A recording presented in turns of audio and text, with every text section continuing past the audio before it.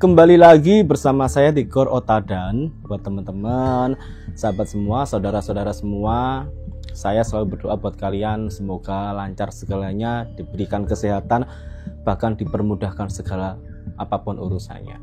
Nah, jangan lupa klik tombol subscribe di bawah ini. Kali ini di video ini saya akan membahas sesuatu yang lagi rame, yang lagi banyak diperbincangkan, lagi banyak diberitakan tentang megatrust. Apa itu megatrust? Lalu kenapa kok di daerah kita ini sering terjadi gempa-gempa? Bahkan gempa terbesar pun juga sudah diramalkan akan terjadi dalam waktu dekat. Megatrust, gempa bumi yang terjadi di zona pertemuan lempeng bumi. Jadi kita nggak tahu ya, bencana, kesehatan, rezeki apapun, Gusti yang menentukan. Kita manusia hanya bisa pasrah, berserah diri, dan jika itu pun segera terjadi ya kita juga harus persiapan apa yang harus kita lakukan. Nah, gempa megatrust ini memiliki potensi yang lumayan besar. Jadi ada dua yang akan membuka menurut terawangan saya itu akan ada membuka gerbang-gerbang dimensi lain yang memberikan saya kayak pandangan, kayak clue tentang adanya megatrust. Jadi kalau orang lain mungkin dengan ilmunya sendiri, dengan tata cara sendiri, bahkan ada yang menggunakan tentang gempa tersebut menggunakan alat. Tapi yang saya sampaikan di sini, menurut terawangan saya, apapun yang menjadi terawangan buruk, saya kira jangan sampai terjadi. Itu adalah doa-doa saya ketika saya memandang suatu hal yang mungkin akan ada terjadi hal buruk, entah itu bencana alam atau yang lainnya. Potensi gempa ini itu dari tumbukan lempeng tektonik Samudra Pasifik dan Samudra Hindia. Jika dari gempa tersebut ini saling kayak satu sama lain ini terjadi bersamaan, akan memiliki potensi yang menimbulkan kerusakan besar, bahkan adanya tsunami. Jadi kalau menurut apa yang saya terawang, misalnya ini lempeng, nah seperti ini bosku. Jadi saya melihat jika ada gempa yang sekiranya 5 atau sampai 6 yang mengakibatkan lempeng tersebut ini turun, nah otomatis lempeng yang ke sini itu kan jadi lebih besar ya di dalam waktu yang saat itu juga.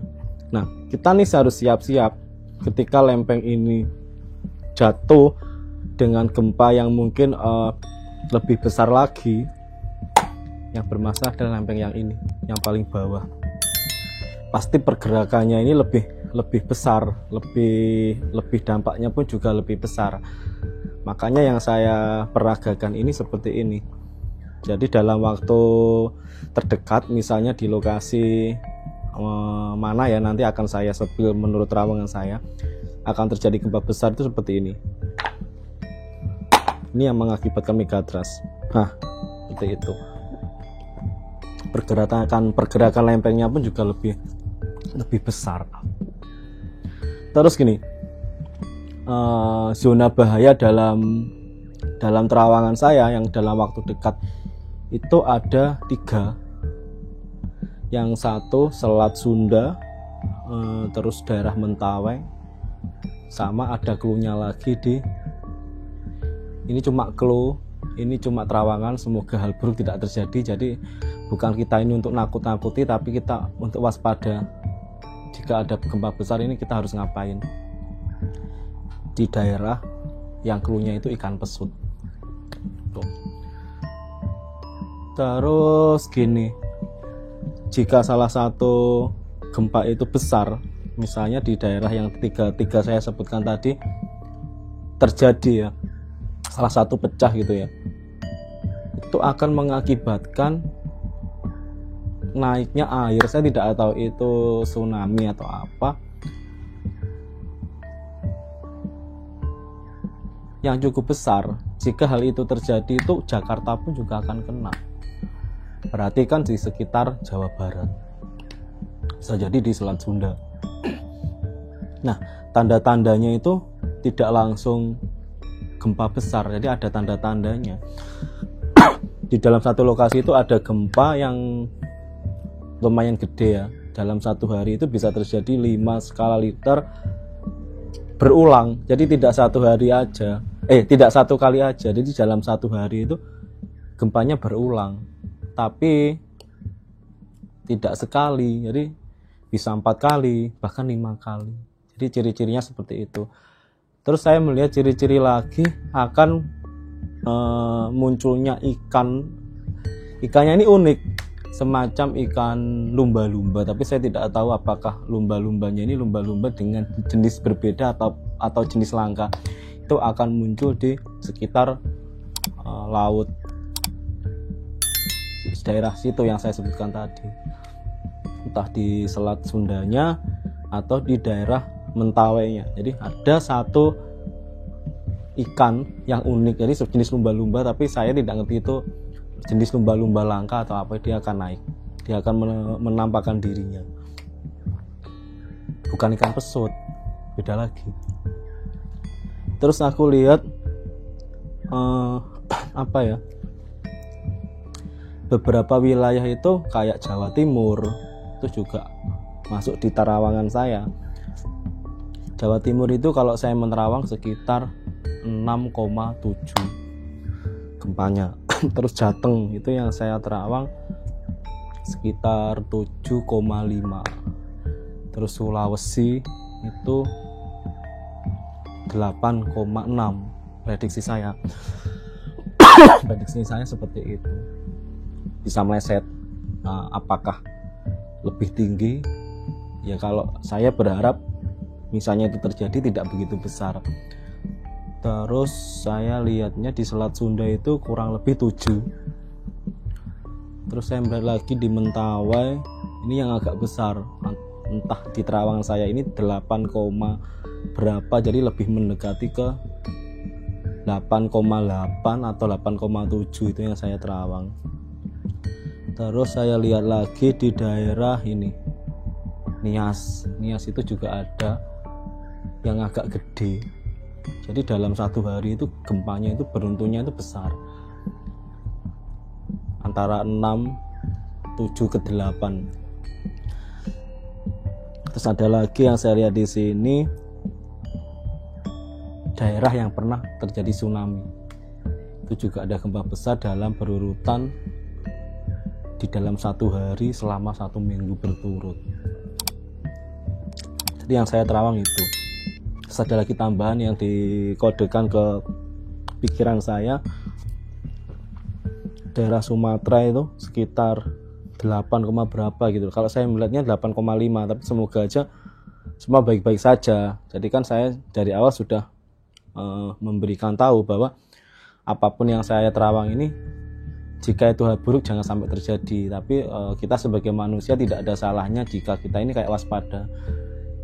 Jika dalam waktu dekat ini terjadi gempa tersebut, apa yang harus kita lakukan? Tapi kalau dari terawangan saya tidak langsung gempa itu besar, jadi ada tanda-tanda tertentu yang saya sampaikan tadi, kayak munculnya ikan yang unik, tapi sejenis lumba-lumba, tapi mulai dari bentuknya itu mirip lumba-lumba, tapi warnanya itu agak berbeda. Terus tanda-tanda lagi ini buat kita yang mungkin tempat tinggalnya itu kayak di pesisir pantai gitu ya. Jika ada tanda-tanda yang sekiranya aneh itu, banyaknya ikan naik ke pinggir-pinggir, terus tiba-tiba air laut itu surutnya itu lebih dari 1,5 sampai 2 km, itu agak dipertanyakan, dan kita juga harus waspada. Jangan mendekat ke laut untuk mengambil ikannya, lebih baik kita agak minggir dulu. Karena apa? Dengan surutnya 1 sampai 2 km tapi ikan kok numpuk gitu loh. Takutnya orang-orang itu kayak, wah ini kebetulan nih ikan banyak-banyaknya, tapi kok lebih surut, kita lebih baik diambilin lagi. Bisa jadi ciri-ciri tersebut akan ada tandanya yang tadi saya jelaskan ini. Nah ini yang gempa pertama kedua, ini yang lebih besar. Itu yang saya khawatirkan. Terus gini, pokoknya yang saya lihat itu tidak langsung gempa besar, ada tanda-tanda tertentu. Terus ada lagi tanda-tanda banyaknya turunnya hewan-hewan yang di pegunungan. Kalau tanda-tanda tersebut kan biasanya mau terjadi gunung meletus atau apa, tapi itu bukan itu. Tiba-tiba hewan di pegunungan itu kayak turun semua ke jalan-jalan, pokoknya turun ke pemukiman. Tapi bukan ciri-ciri gunung meletus. Bisa jadi mereka ini kayak mengalami energi-energi yang sekiranya binatang ini tahu, wah ini akan ada kejadian alam lumayan gede di sini. Tuh, jadi buat teman-teman, buat sahabat-sahabat, dekatkan diri kepada Sang Pencipta Alam. Itu pesan saya.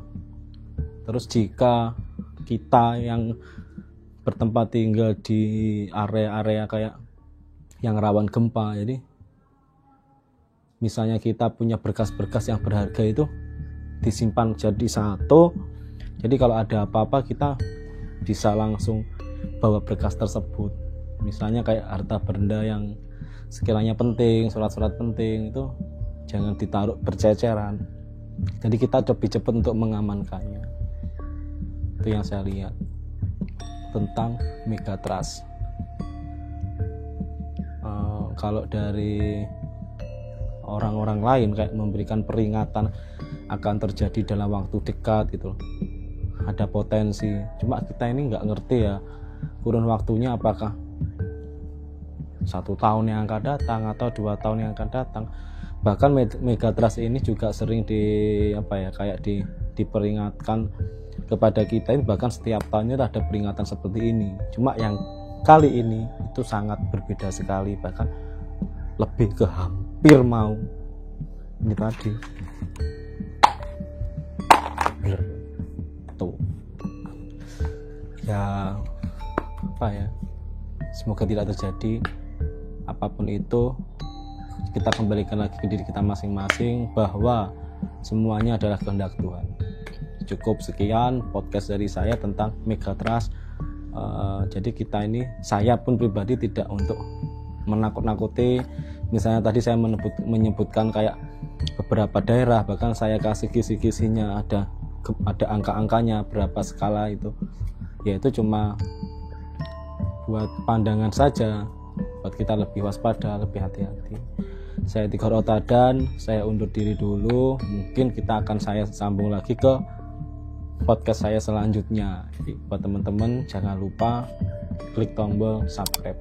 Saya Tigor Otadan, mohon undur diri, mohon maaf jika ada salah kata. Sampai jumpa, salam rahayu, sehat selalu.